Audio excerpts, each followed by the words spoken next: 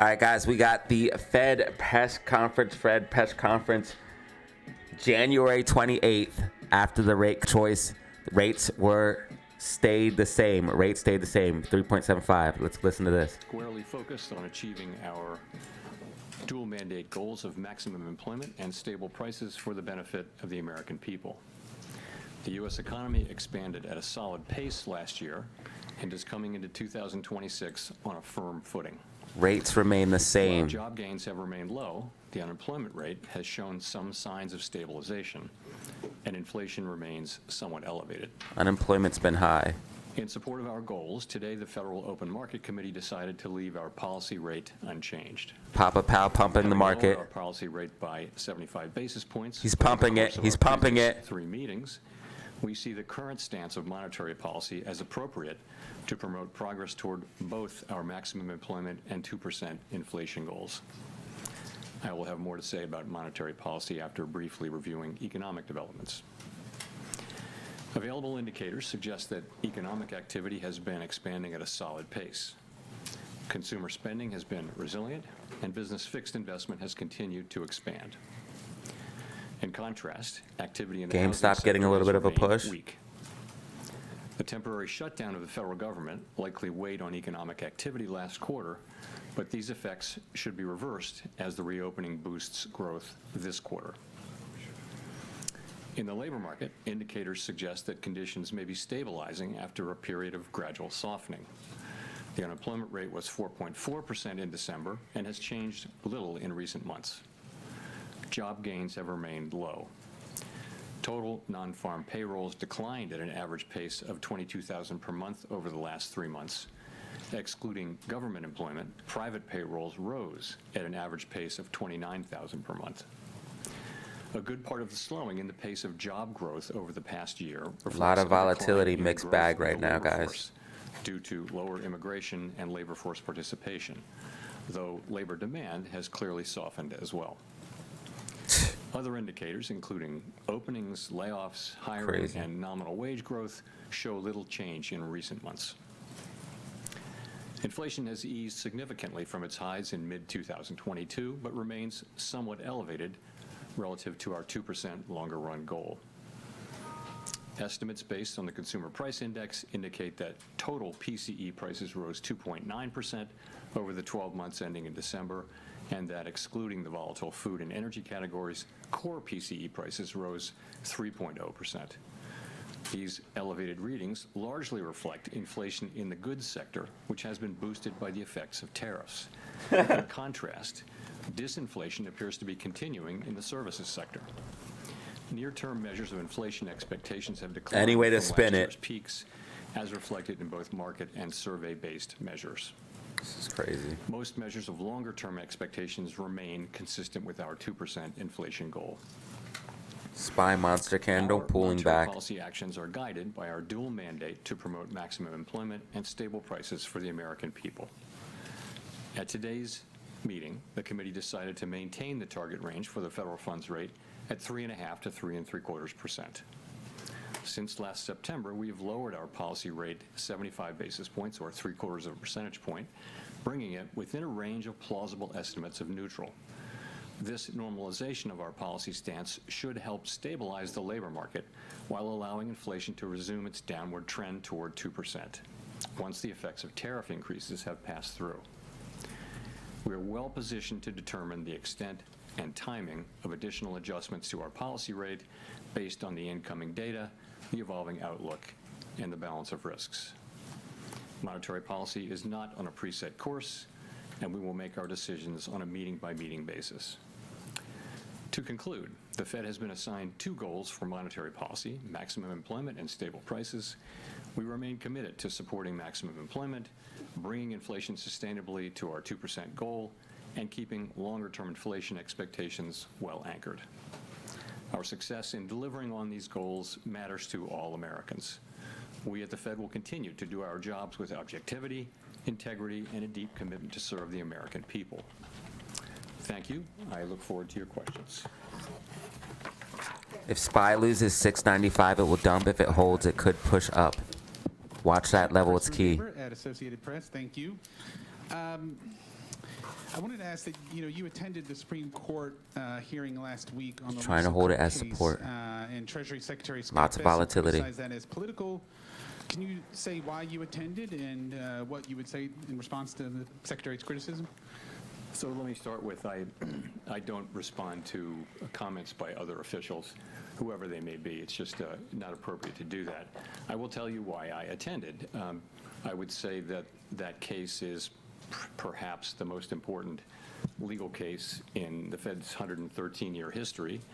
And as I thought about it, I thought it might be hard to explain why I didn't attend. In addition, Paul Volcker went to a Supreme Court case famously in, I guess, 1985 or so. So it's precedented, and I thought it was an appropriate thing, and I did it. Great. And then just quickly follow on the job market. You mentioned last month that the household survey might be distorted, and you also mentioned the potential for overcounting jobs, which would suggest that we're still in a negative hiring pace. So do you see the drop in the unemployment rate as solid? And what's the basis for saying that things have stabilized? Thank you. So, yeah, really two questions. One is, so we're getting through the GameStop distortions trying to in the hold data key from the level of shutdown. 2350. However big they were in November, they're smaller in December. So we're getting to a place where they're no longer material. They're still there, but it's a tweak here and there. The reason why we changed the statement, let me pull it out, was simply, it used to say that judges that downside risks to employment rose in recent months. So we saw, data coming in which suggests some No, he has signs of huge stabilization. ears. I wouldn't go too far with that, but some signs of stabilization. There are also some signs of continued cooling. And so we thought that was no longer an accurate description of the data. In addition, the outlook for economic activity has clearly improved since the last meeting, and that should matter for labor demand and for employment over time. So for those two reasons, we thought we would take that language out of the statement.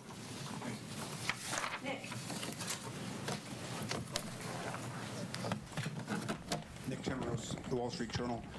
Chair Powell, you've generally avoided engaging with political controversies directly, and the video statement on January 11th was a departure.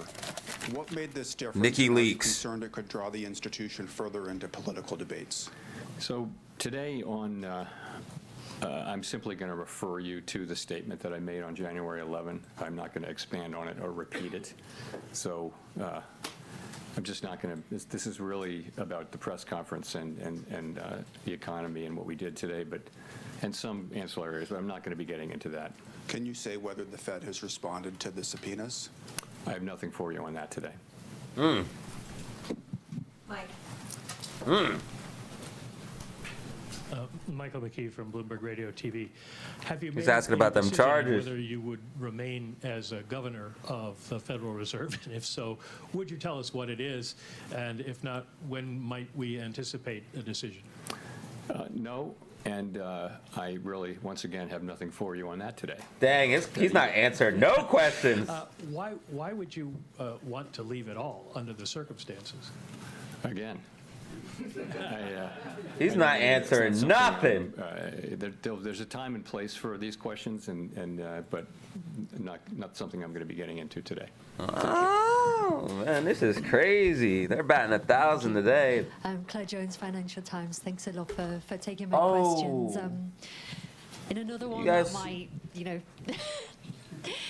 Give it a similar try. answer. What the heck? We've seen quite What the big heck? movements in the dollar over recent days. What do you think is driving the U.S. currency lower? And have you been at all concerned just by the extent of the volatility we've seen this week? Thank you. So, Claire, as you probably know, we don't comment on the dollar. Really, the administration, especially the Treasury Department, has the job of oversight over the currency and exchange rates and all that. We don't comment on that. It's not our role. So I have nothing for you. But, what's your view on the market movements? What do you think behind them? Is it asset managers diversifying? Is it? Yeah, I just don't. We don't talk about the dollar. We don't talk about what moves it around. It's just not appropriate for us to do so. Really, the Treasury Department has that. It's their role, their bailiwick, and we stay off it. We do monetary policy and some other things, but we don't comment on the dollar. Sorry. Yo, he's not answering crap. Hi, Chair Powell. Neil Irwin with Axios. Obviously, no SEP in this meeting, but in light of the slight firming up of the language around growth in the labor market in the statement, should we assume that the timeline for any further rate cuts is pushed back compared to what people might have thought in December? Well, first of all, if you look at the incoming data since the last meeting, clear improvement in the outlook for growth. The data have come in, and sentiment, the beige book, everything comes in suggesting that this year starts off on a solid footing for growth. Inflation performed about as expected. Maybe he's trying to dump the market to get back at Trump or something. Suggesting, we're evidence of stabilization. So it's overall a stronger forecast, really, if that's your question. I'm not sure I answered your question. But in terms of timing or pacing of any additional easing? So we haven't made, what we'd say about this was that after this meeting, after the 3 recent rate cuts, we're well positioned to address the risks that we face on both sides of our dual mandate, and we'll continue to make our decisions meeting by meeting based on the incoming data, the implications for and the outlook and the balance of risks. Haven't made any decisions about future meetings, but the economy is growing at a solid pace. The unemployment rate has been broadly stable, and inflation remains somewhat elevated. So we'll be looking to our goal variables and letting the data light the way for us. Steve. Steve Leisman, CNBC, and sticking with questions you might answer. Thank you. Good boy. You had previously, I believe, described the current policy rate being at the higher end of neutral. And if you look at the longer run, the SEP and the longer run rates, 16 of 19 officials are actually below there on their long run. Is the Fed still in a process of bringing it down towards a middle range of neutral? And what would it take to get there?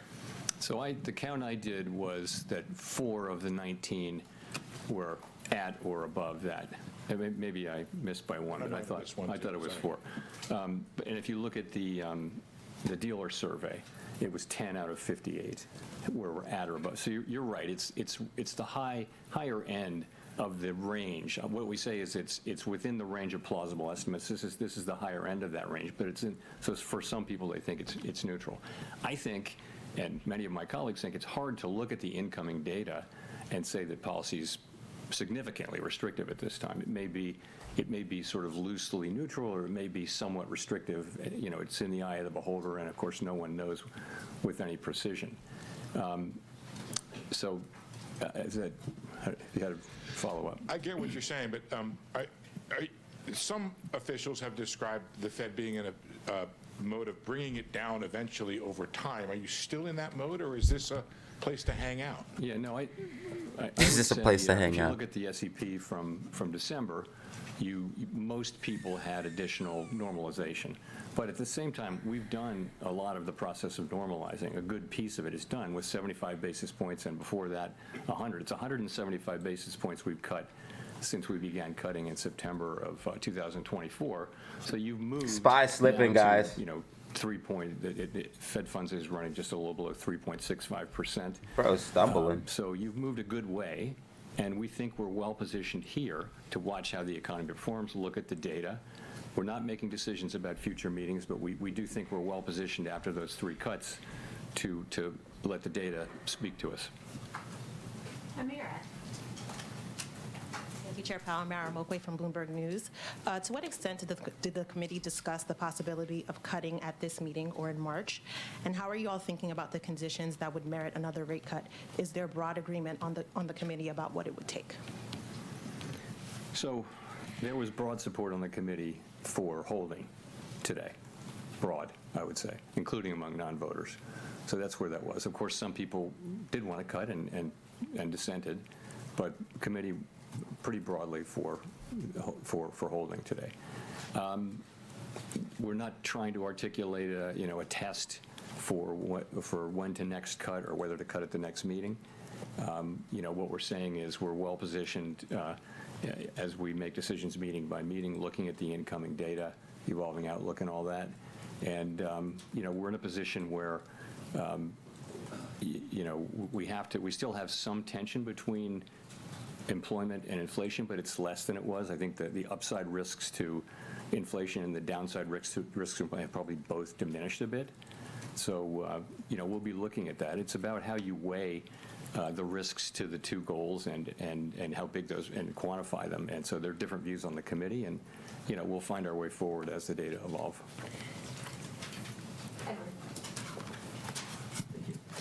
Thank you, Mr. Chairman. Edward Lawrence from Fox Business. Has the effects of tariffs already moved through the economy on prices? A lot of it has. So basically, there are many different estimates, and How do you they're figure? all highly uncertain. But most of the overrun in goods prices is from tariffs. And that's actually good news, because if it weren't from tariffs, it might mean it's from demand, and that's Actual, it might be from actual inflation. Tariffs are likely to move through and be a one-time price increase. So most of the overshoot, if you This guy doesn't know what he's talking about, bro. you'd get, and you would, inflation, core PCE inflation is running just a bit above 2%, x the effects of tariffs on goods. Yeah, SPY is And battling the with other good news is, 695, if you bro. look We away need to from figure goods this and look at out. services, you do see ongoing disinflation in all the categories of services. So that's a healthy development. So that's what's going on. The expectation is that we will see the effects of tariffs flowing through goods prices, peaking, and then starting to come down, assuming there are no new major tariff increases that are begun. And that's what we expect to see over the We course said of this year. 1,000, If we see 100% that, for if we see Canada. that, that would be something that tells us that we can loosen policy. Also, if we see something that suggests that the labor market is not stabilizing, that in fact the downside risks reemerge, or the data just get worse, we'd have to look at both of those. We have a two-sided mandate. If I could, if President Trump does pick a new Fed chairman before May, what does that look like? How would you work with that person, and what does that transition period look like? I don't have anything for you on that. That will depend on Congress's actions and things I can't speculate on. Howard Schneider with Reuters. Thank you for taking our questions. Care to describe risks to both sides of the Band-Aid as roughly balanced right now, and is the next move necessarily down? I'd say that the upside risks to inflation and the downside risks to employment have diminished, but they still exist. So there's still some tension between the mandates. Are they fully in balance? Hard to say. And we think our policy's in a good place. I've just discussed reasons why we might change our policy, and we'll just have to see how the data lead us. I'm wondering, a minute ago you said you felt expectations were consistent with Trying to hold the line. The 2 and the 10-year break-evens have moved quite notably in the last couple of weeks, I believe. Is there any concern on that front? I mean, I recently. And we still have tech earnings tonight, guys. All of Tech the earnings and after survey and hours. Market-based short-term inflation expectations have come way down. They were in a good place at the beginning of Microsoft, last year, Meta, and spiked Tesla around Liberation after Day, hours. and now they've fully retraced in the last few months. So that's very comforting. And the longer-term inflation expectations have remained in places that are very VIX is consistent with slightly 2% up. inflation over time. So It's coming down a little bit. expectations have been solid, and they reflect confidence in the return to 2% inflation. GameStop holding key level at 23.50. Apologies if this is a little bit repetitive, but in the past you've said that the reason you cut rates was that the risk to the labor market was greater than the risk to the inflation side. Is that still true? We haven't made. You're right. We saw the labor market weakening, and we acted, and I think that was the appropriate thing to do. We will always act to address what we see as the economy moving away from our goals. Risks to both of the variables are a little less. I think that the upside risk to inflation, again, a little bit less, and the downside risk to employment, a little less. I just would say that I'm not making a judgment about how, one of them is more at risk than the other, just that the risks to both of them have diminished. Okay, thanks. BIS wrote a paper last summer which concluded that global investors were hedging their dollar exposures in ways that previously they hadn't because of policy uncertainty. Do you agree with BIS? We really don't see much at all about that whole story. There's just not a lot of data that suggests that there's much to that. What do you mean? Silver's going crazy. Anna Swanson with the New York Times. Can you talk more about what you would need to see in the labor market to conclude it's time to resume easing? Do you need to see further deterioration in the labor market, or would it be enough for inflation to soften? So we'll always be looking at both things. And so there could be combinations, infinite numbers of combinations that would cause us to want to move. Certainly a weakening. If you guys want to know, he uses a Bic pen. But what's happening with inflation? If inflation were at the same time. Powell uses a Bic pen. You see his Bic pen? He uses Bic.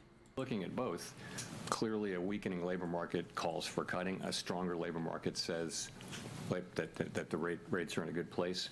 We'll have to be making similar judgments. Are you guys bullish or bearish on SPY? Type in the chat. If does pick back up and the labor market doesn't show further signs of deterioration, is there a chance that you could raise rates rather than simply remaining on hold? What would you need to see to consider hiking? We don't take things off the table, but it isn't anybody's base case right now. Anybody's base case that the next move will be a rate hike. But ultimately we'll do what we think is the right thing. But that's not where people's expectations are right now.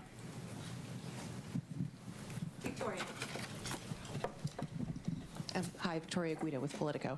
I wanted to ask, you've talked in the past about concerns about the U.S. fiscal trajectory, and we've seen in the Japanese bond market a lot of turmoil recently, in part due to concerns over their fiscal and long-term economic outlook.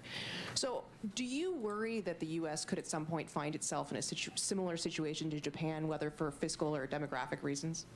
Over time, looks like SPY's trying to hold support and push up. Remained they haven't moved a lot really for a while, but they haven't moved a lot because of what's been happening in Japan. So it's trying to push up. It's more of an over time thing. The U.S. federal budget deficit is, uncontroversially on an unsustainable path. The level of debt is not unsustainable. It's very much sustainable, but the path is unsustainable.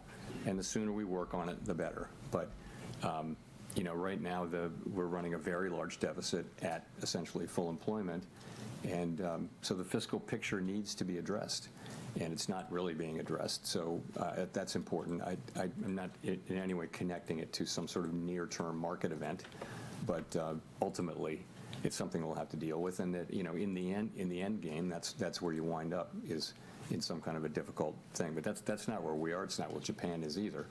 But yeah, no, the debt's horrible, bro. We're out of control. Does the effect of your rate cuts that longer-term rates have overall not really budged that much? I wouldn't say that.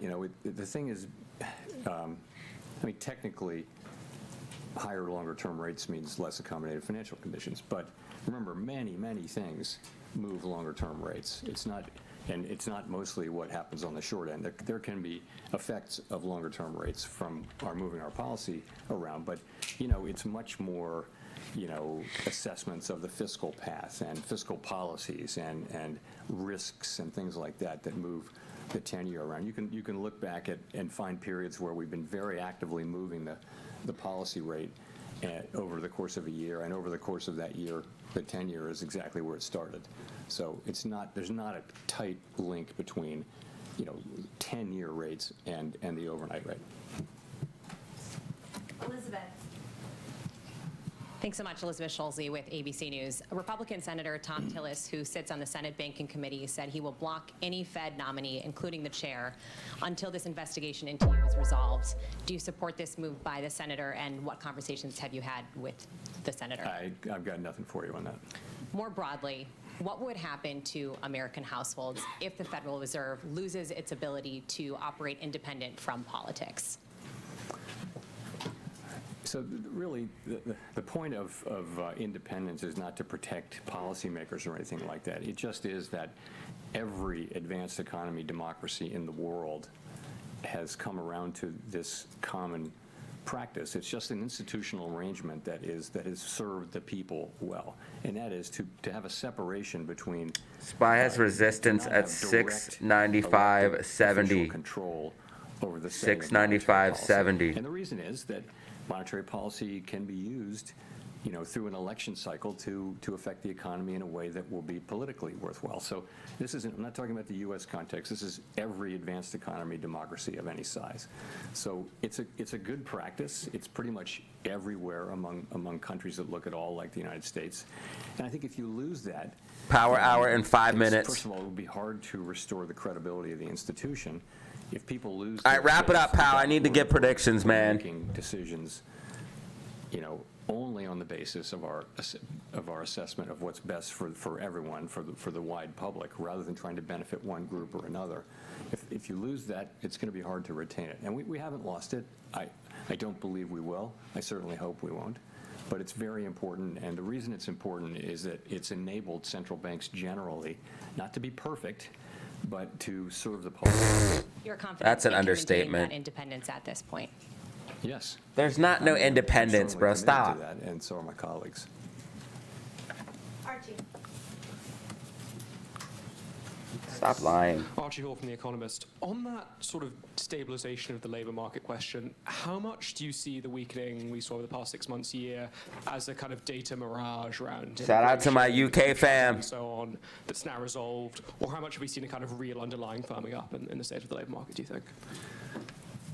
Well, part of it is, to your point, part of it just is that Dude, my leg itches. labor supply, growth in labor supply has come to essentially a halt from a fairly fast clip of growth over the last couple of years, driven by immigration, and then the halt being driven by a very sudden stop in immigration. So many outcomes were possible with that.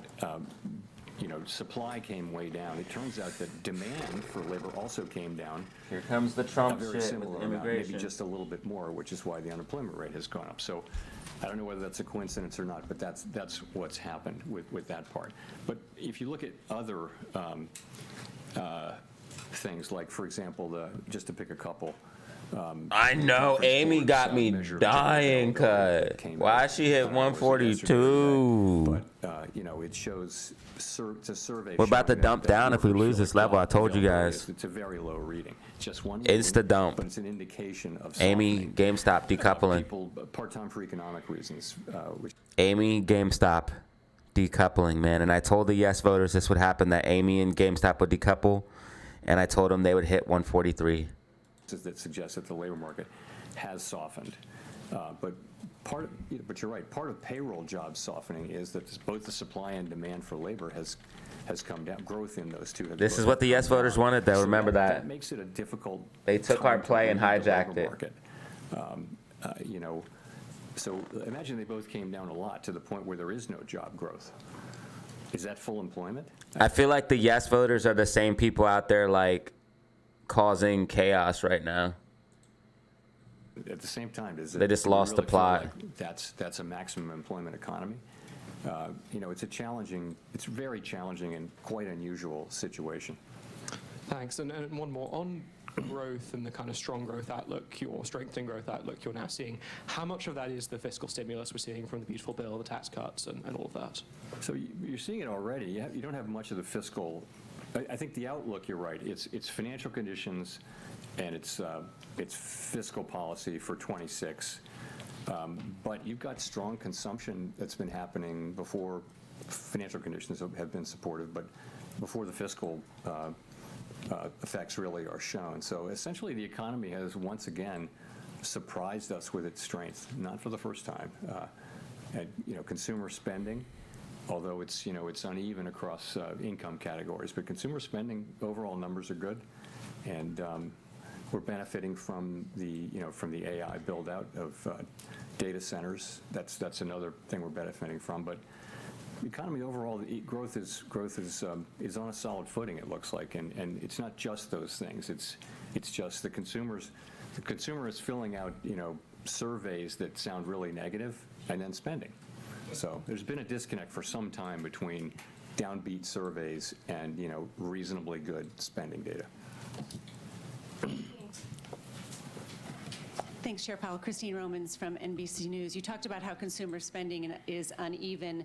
The president calls inflation defeated and solved. The FOMC says it's a somewhat elevated inflation. Inflation's not going anywhere. Why you guys keep lying about it? Consumer sentiment surveys and public opinion. We know. polls that show that The most rent didn't families go say back down. The cost of living is still issue number one. Yeah, What's the well, conversation around the table? what are we talking with your about? colleagues about how wealthier consumers seem to be driving so much of the economy, and why And they're detached so from many reality. families still feel like they just can't make ends meet after 5 years of rising prices. What is that discussion like?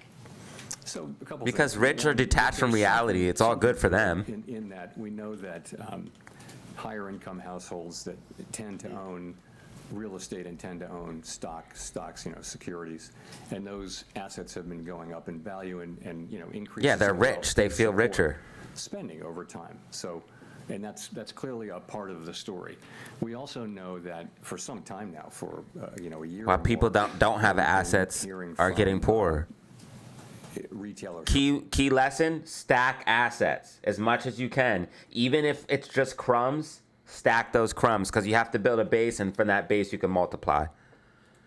For example, that serve lower income customers, whether it be food or the big box stores or anything, they're saying the same thing, which is our consumers. SPY is robbing premium. It's literally going sideways, just They're robbing trading premium. down from brands, and they're buying less, and it's changing their buying habits and that kind of thing. So we're seeing that, and that is a reality of what we're seeing. They're still consuming, but they're feeling it in a different way. I would say more broadly on affordability, we have a vast network through the reserve banks and also through the Board of Governors, where we talk to small and large businesses and households, and so we do hear a lot about affordability, and we take that very seriously, and we take it to heart, because one of our jobs is price stability, and so the best thing we can do for people who are feeling that squeeze is to keep inflation under control and, frankly, to finish the job of getting inflation back down to 2%.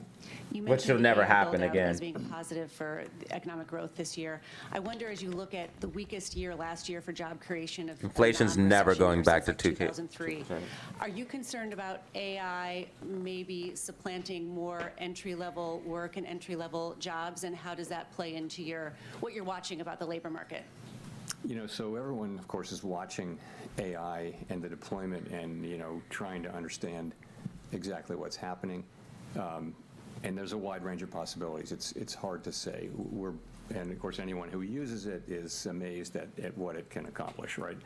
So every technological wave will eliminate some jobs and create other jobs. And it's always been the case. 120 in the building, 120 in the building. Thank you for being There will here. be some disruption, but ultimately technology increases productivity, which is the basis for rising wages. And it may not all happen immediately, but over time, it's what enables incomes to rise over time, is rising productivity. So and we always ask, well, this is going to be different, is it going to be different? And we don't know. And we may, in any case, see in the short term. It is officially power jobs that hour, are being guys. eliminated by the capabilities of AI. We may see that. We just don't know what the overall effect is going to be. So how to think about it in macroeconomic terms, it's very hard. We can look at the aggregate data.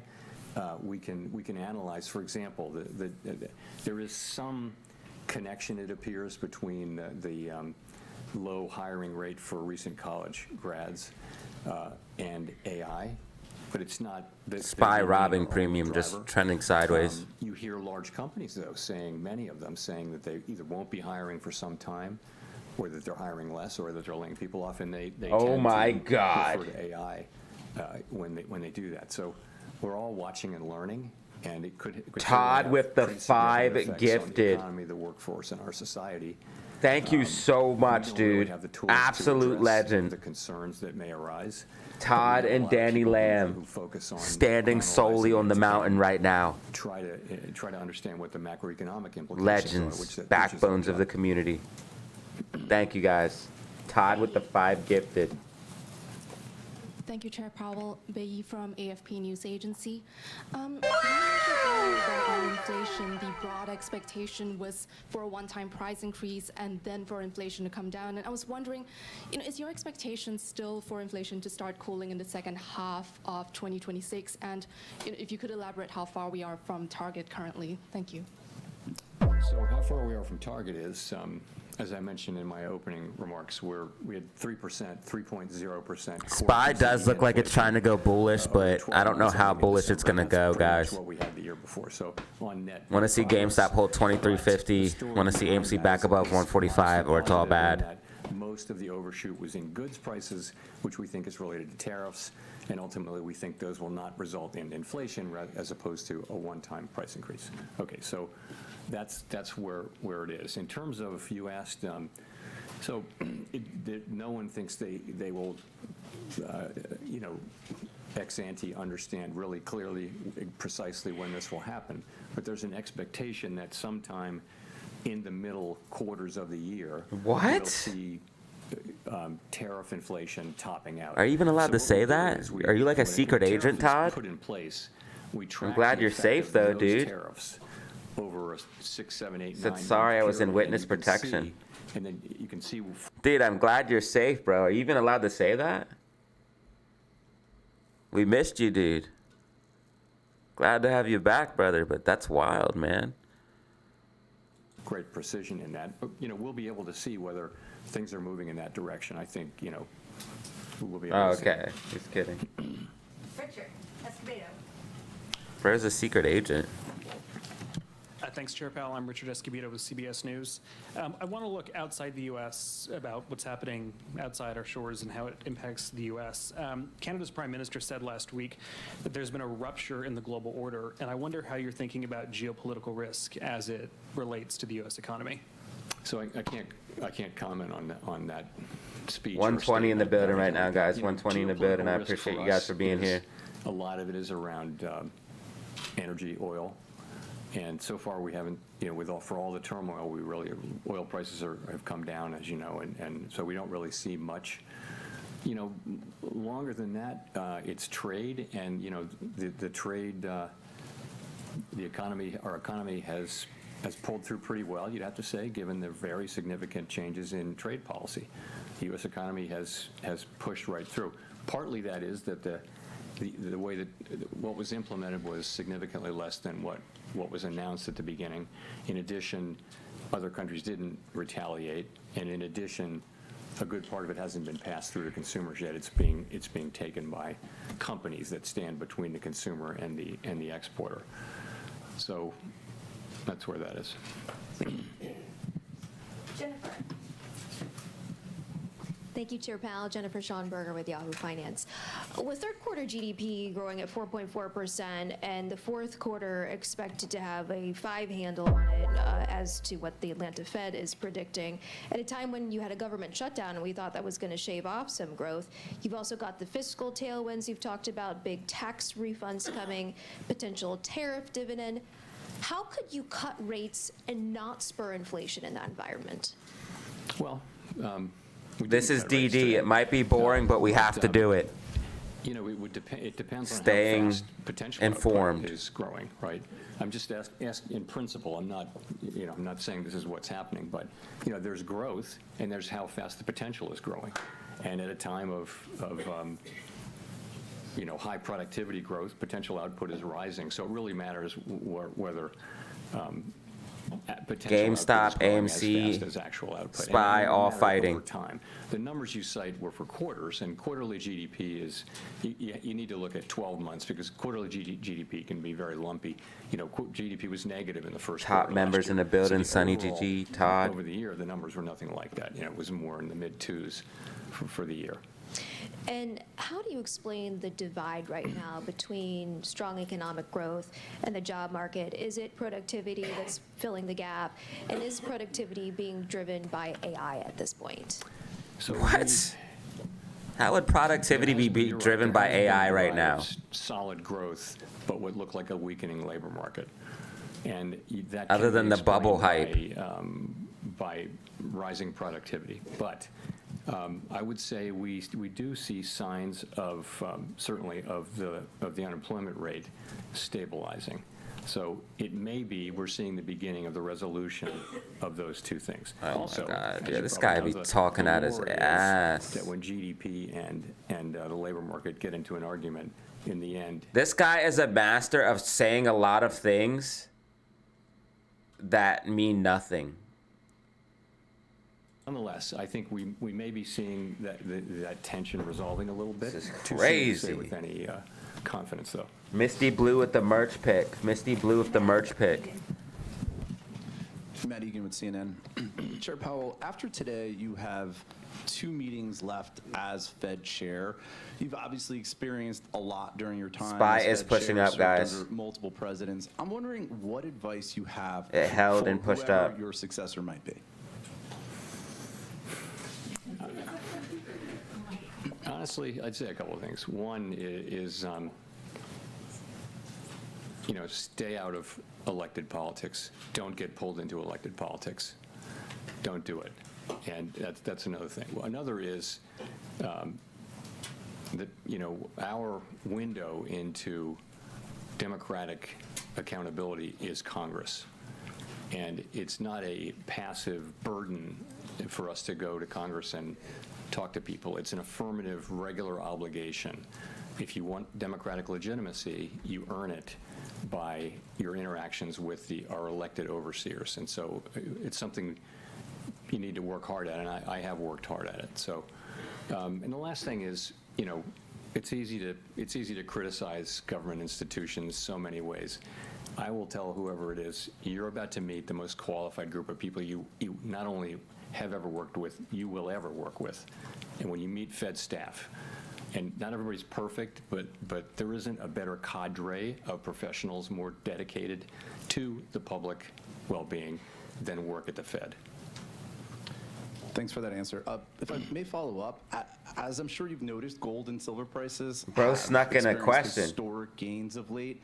Hey, he just said gold and silver in the comments, and he talked about it. Pay to those moves, and what message you may take from these significant price increases we've seen for precious metals? Don't take much message macroeconomically.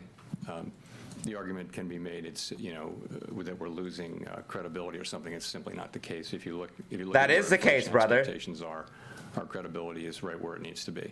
So we look at those things. We don't get spun up over particular asset price changes, although we do monitor them, of course. He's worried about it. For the last question. Hi, Nicole Goodkind-Barons. Some prominent critics have charged that the Fed's economic models are somewhat backward-looking, but should be more forward-looking, incorporating things like productivity increases from AI.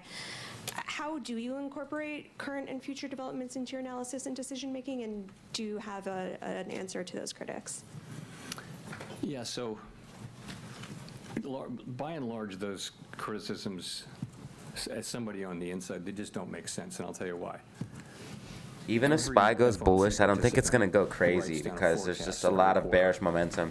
Right, the summary of economic projections, and that's the basis. GameStop holding the line, the AMC 142. So, and the other thing is,